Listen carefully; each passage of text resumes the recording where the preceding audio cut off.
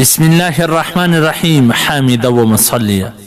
محترمینو، یو محترم ورور دا پوښتنه کړې ده چې زموږ په وطا کې یعنې بیټک کې ټي وي لګېږي، نو د ټي وي لګېدو په وخت کې لمونځ کول څنګه دي؟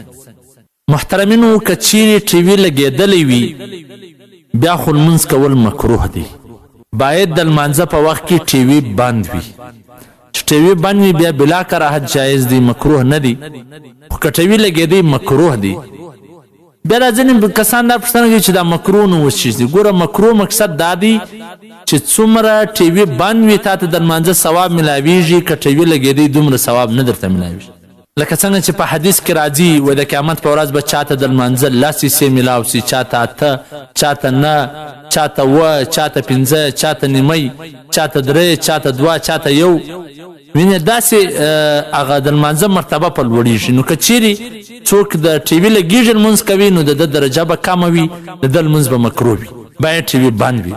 په حواله سره د فتاوی عالمگیری جلد نمبر اول صفحه نمبر 100 آپ کے مسائل ان کا حل جلد نمبر 2 صفحه نمبر 310.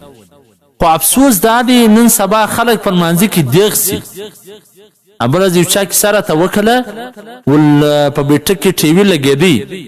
زموږ د کور یو د حاجي صاحب دی، د مشره حاجي محترم دروند سنګین سړی، په لمانځه باندې ودرېدی، وایي موږ ټي وي بند کړي. وایي ده په لمانځه سه سلام وګرځوي چې دا ټي وي ولګوي، زه بیا په لمانځه کې دیغېږم، یعنې تنګېږم. افسوس، صد افسوس.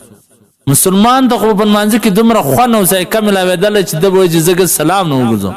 زموږ هغې چې ټي وي نه لګېږي په لمانځه کې دیغ سي. دا حال دی.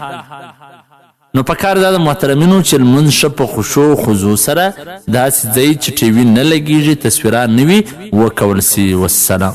تعلیم الاسلام اداره ستاسو د دیني پوښتنو ځوابونکی مولوي عبدالرحمن سمین صاحب.